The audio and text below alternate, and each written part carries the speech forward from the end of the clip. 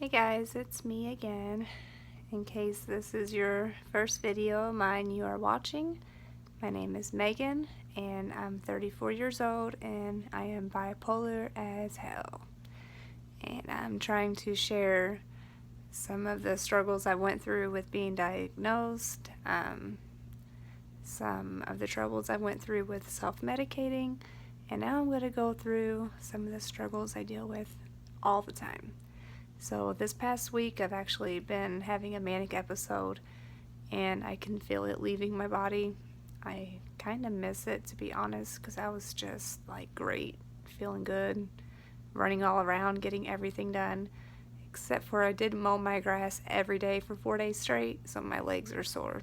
But that's, I don't know, part of my OCD feeding with my bipolar. I had to stay moving.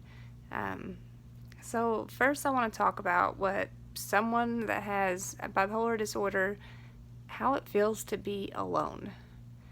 When you're sitting alone, literally, like one little thought, like you could have a good thought about your children running through the fields or whatever, but after that thought creates another thought, that creates another thought, that creates another thought, it almost always ends up in tragedy. The thought almost always ends up devastating. Like at the end, your child is taken from you, and it's just thoughts. Like it's not really happening, but it can become very overpowering with our emotions. And to go along with that, if you are not bipolar, but you're trying to understand your significant other that is bipolar, try to remind yourselves when you are in an argument, you might think that you taking off and leaving is good because you're trying to get out of the bad situation. And I understand that. A lot of people give that advice. If you guys are fighting, then just leave for a little while and cool down. But at the same time, when you're dating someone that has bipolar, when my husband gets in the car and he takes off, I have never felt more alone in my entire life. Then those thoughts that, just keep on leading to more and more bad things lead to, I've just chased off, somebody else that I care about.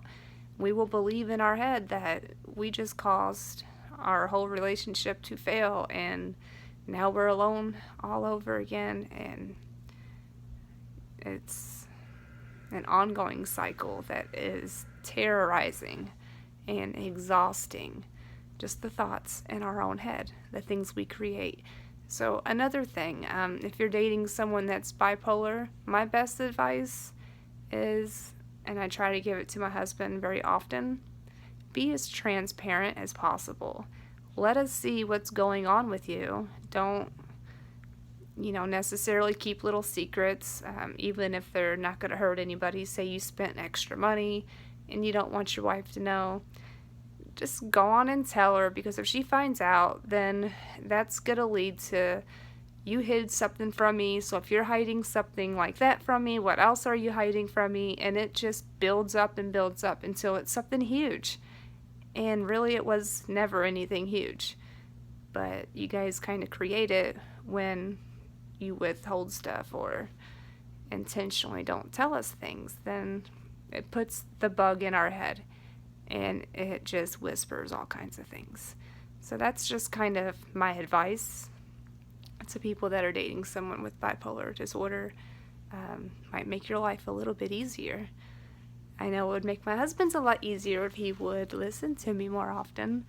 And another thing that we struggle with, like all the thoughts that we're sitting there thinking, a lot of times it's mistakes that we've made in the past.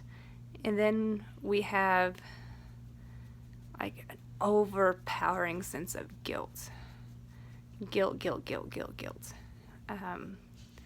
I will, be a normal mom, get on my kids for not cleaning the house or whatever, and then I feel guilty. Like so guilty I will cry because I don't know why. I hate to let anybody down, and even though bipolar people can come across as being bitchy, we are some of the most sensitive people out there. And if we feel like we're not being heard, or if we have to try to keep explaining ourselves so much and we feel like no one's listening to us, then it makes us put our walls up and be more defensive and probably be a little bit more bitchy. So that all comes along with being transparent and, trying to share feelings. But,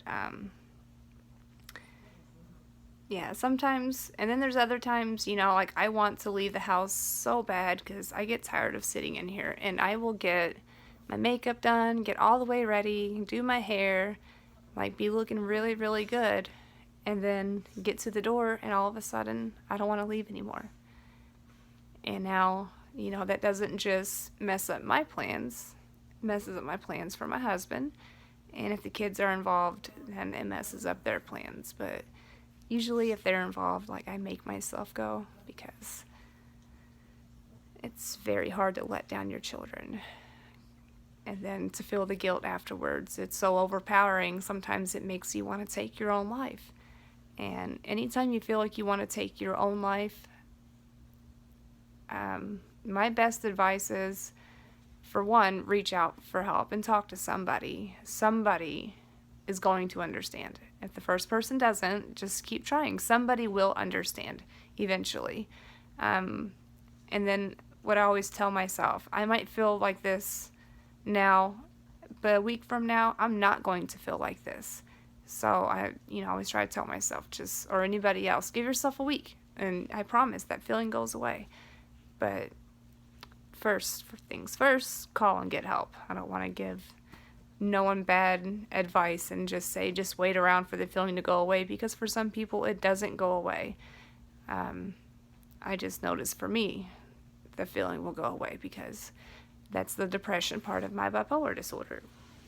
But when you do get that feeling of not wanting to live, then you think about your kids, you think about your husband, you think about your sisters, your brothers, your mom, your dad, everybody. And then you are overwhelmed with guilt again. How could I ever be so selfish to want to leave them? How could someone do that to their family? And it's hard to justify it. And I guess that's why I haven't actually done it yet.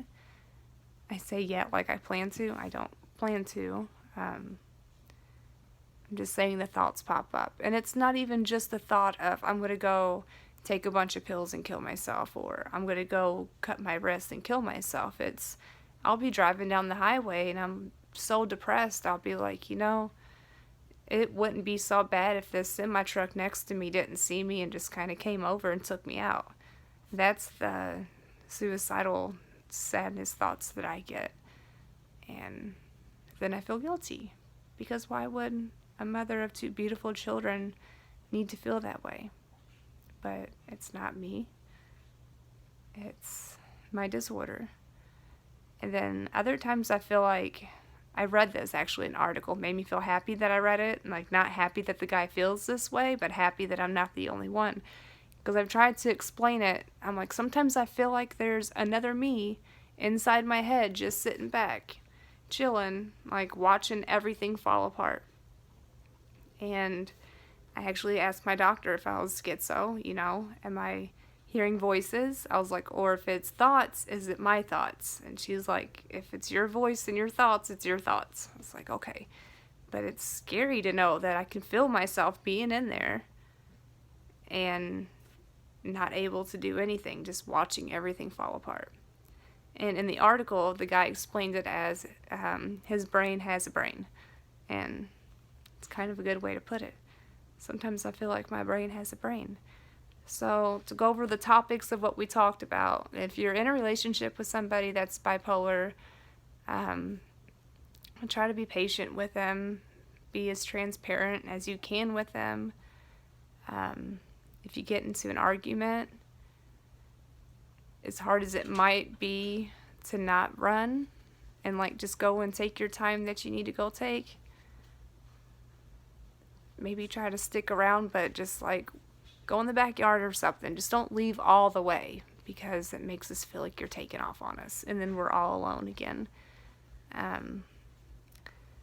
Another thing is don't forget we are consumed with horrible thoughts. The smallest little thought can lead to a huge tragedy in our mind that feels so real. So, yeah, sometimes, like when we do get overwhelmed like this, though, we can yell. Or if my daughter or son ask me for something that they need and I cannot provide it to them, I sometimes yell at them like, why are you asking me for this when you know I can't afford it? But really it's the guilt of not being able to provide. But for someone that's bipolar, it's multiplied by like 1,000. So that's really all I have to say. I know it was kind of a scrambled mess. Usually I have notes written down of what I'm going to talk about and stuff, and this time I just kind of winged it. I would really like to see some more people watching my stuff. This is a big deal for me, and I'm looking for support, and I'm hoping I can support others. So it was good being here once again. Thanks, guys.